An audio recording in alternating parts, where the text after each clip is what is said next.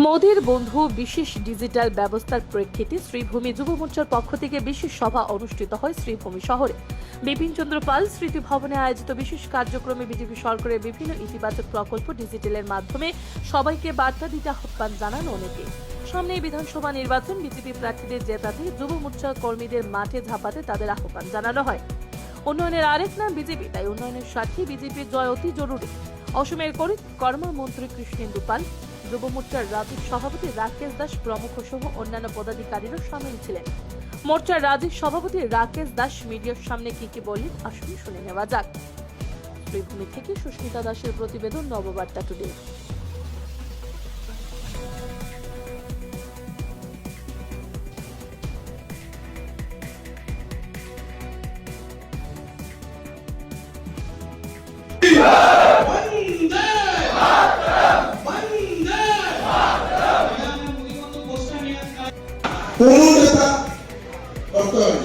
ওই কথা আমাদের মুখ্যমন্ত্রী উপলব্ধি করতে পেরেছিলেন যে বরাকপুরে একটা এক্সপ্রেস হাইওয়ে প্রয়োজন। মহাসড়কের কাজ চলছে, আপনারা দেখেছেন যে কৌশিক রায় বরাকপুর ডেভেলপমেন্ট মন্ত্রী আর আমরা ৩-৪ বার ওই রাস্তা পরিদর্শন করেছি কিভাবে এই বর্ষার আগে যাতে পুরো রাস্তা কমপ্লিট হয়, আমরা সেপারেট একটা রাস্তা পাই। তার উপরে আরেকটা এক্সপ্রেস হাইওয়ে প্রায় ২২,০০০ কোটি টাকার অধিক টেন্ডার ভ্যালু এখানে খরচা করা। বড়াপানি টু পাঁচগ্রামে উঠবে আর বড়াপানি ইতিহাস পৌঁছবে। এখানের মধ্যে কোনো ইউটার্ন নেই। ৪ ঘন্টা গুয়াহাটি, আগে ২২ ঘন্টা লাগতো গুয়াহাটি। এই কথাগুলো আমাদের একদম গ্রুপ লেভেলে গিয়ে পৌঁছাতে। যুব মোর্চার রাকেশ দাস মহাশয় প্রত্যেকটা পয়েন্ট আপনাদের সামনে উপস্থাপন করেছে। এই যে মোদির বন্ধু আগামী নির্বাচনের যে ১ মাস আমাদের অনেক বড় ভূমিকা আছে। আর ডিজিটালি আজকের দিনে আমাদের সব থেকে বেশি কাজ করার সুযোগ আছে। লাস্ট যে পার্লামেন্ট ইলেকশন হয়েছিল, লাস্ট পার্লামেন্ট ইলেকশনে সোশ্যাল মিডিয়ার ভূমিকা এই লাস্ট ইলেকশনে প্রায় 62% ভূমিকা ছিল সোশ্যাল মিডিয়া। আজকের দিনে পেপার মিডিয়া, পত্রিকা পড়ে খবর জানা, এইসব দিন অতিক্রম হয়। আজকে মিটিং হলো, এখনই সবাই সঙ্গে সঙ্গে জানতে পারবে। আজকে কিছু হলো, সঙ্গে সঙ্গে social media, Facebook live, Twitter, WhatsApp তার মাধ্যমে খবর সবার কাছে পরিবেশন হয়। আজকে মিডল ইস্টে কি হয়েছে ১ সেকেন্ডে সবাই জানতে পারে। আজকে সোশ্যাল মিডিয়ার শক্তি সবথেকে বড়। যারা আমাদের ইউটিউবার, আজকে দিনে দেখবেন ওনাদের ভূমিকা, কোন জায়গায় আগুন লেগেছে, আমাদের সাংবাদিক বন্ধু পৌঁছার আগে সুযোগ দেয় প্রায় ওখানে পৌঁছে। হসপিটালে কোন ঘটনা ঘটেছে, আমাদের সাংবাদিক বন্ধু পৌঁছার আগে এই ধরনের যারা ইউটিউবার আছে ওনারা গিয়ে পৌঁছে যায়।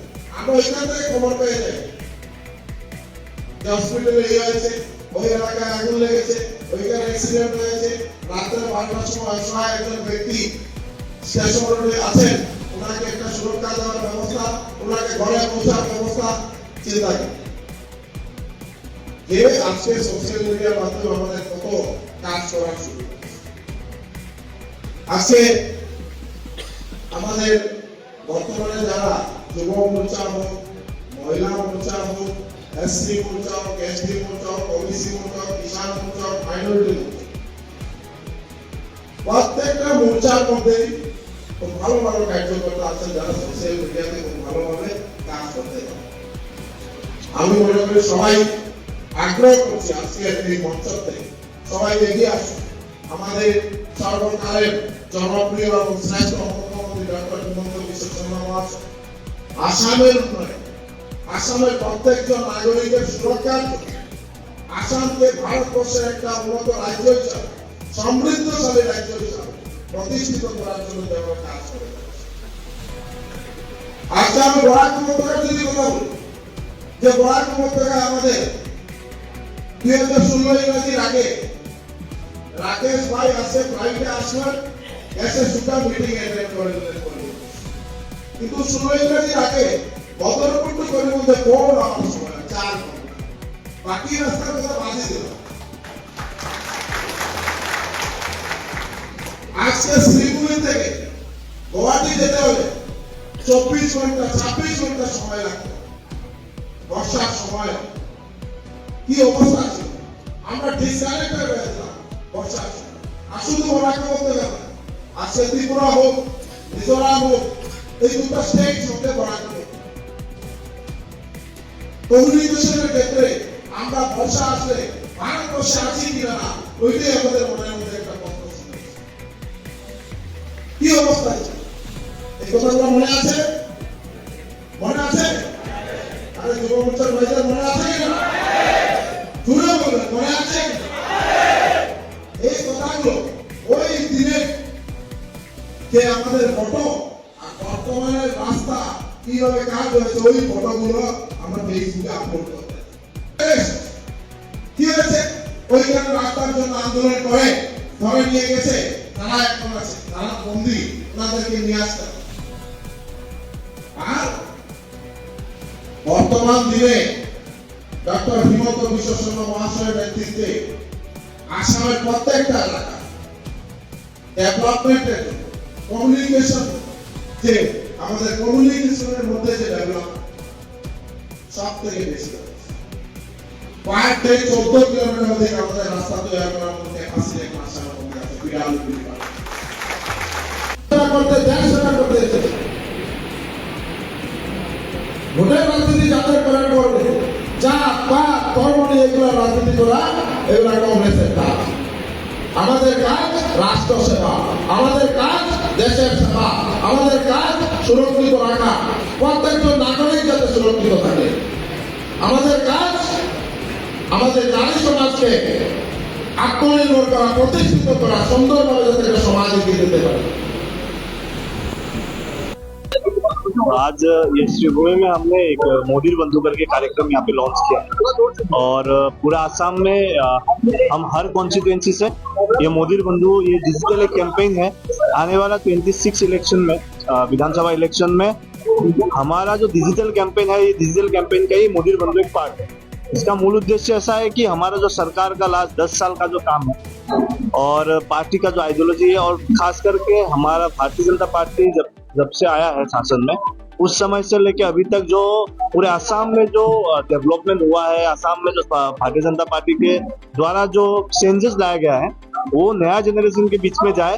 सोशल मीडिया के ऊपर ही अभी सभी लोग मैक्सिमम डिपेंडेबल है, तो सोशल मीडिया के थ्रू, हम डिजिटल कैंपेन के थ्रू सरकार का काम को हम ग्राउंड लेवल पे लेके जाओ। उसके लिए हम हर कॉन्स्टिट्यूएंसी से 10-10 लोगों का एक वॉलंटियर तैयार करके एक डिजिटल कैंपेन या डिजिटल वॉल या डिजिटल आप आंदोलन बोल सकते हैं। तो इस आज से ये बराक वैली का सभी जिला का कॉन्स्टिट्यूएंसी से हमने लिया है और हमारा टारगेट है कि आने वाला 1 महीने में जो भी सरकार का काम हो वो ग्राउंड लेवल में जाने के लिए ये जो मोदी बंधु लोग है, ये लोग काम करेंगे। युवा मोर्चा का इस इलेक्शन में बहुत बड़ा अभियान रहेगा, आपने कहा है मन से। युवा मोर्चा की ओर से किसी भी जो कॉन्स्टिट्यूंसी है, जूनियर कार्यकर्ता है, हमारा काम है पार्टी का जो निर्णय होगा उस निर्णय को आगे लेके जाना। तो पार्टी जो निर्णय लेगा, पार्टी जो हमें काम देगा, उस काम को आगे लेके जाएंगे। और भारतीय जनता पार्टी का राष्ट्रीय अध्यक्ष 45 एज का है, तो एक युवा को जिस पार्टी ने राष्ट्रीय अध्यक्ष बनाया है, तो हम उस पार्टी से और क्या युवा के नाते हम मतलब डिमांड करेंगे। भारतीय जनता पार्टी हमेशा युवा समुदाय को ही ध्यान देता है और ये विश्वास है, और इसलिए जो पार्टी का निर्णय होगा उस निर्णय के साथ हम काम करने के लिए तैयार हैं।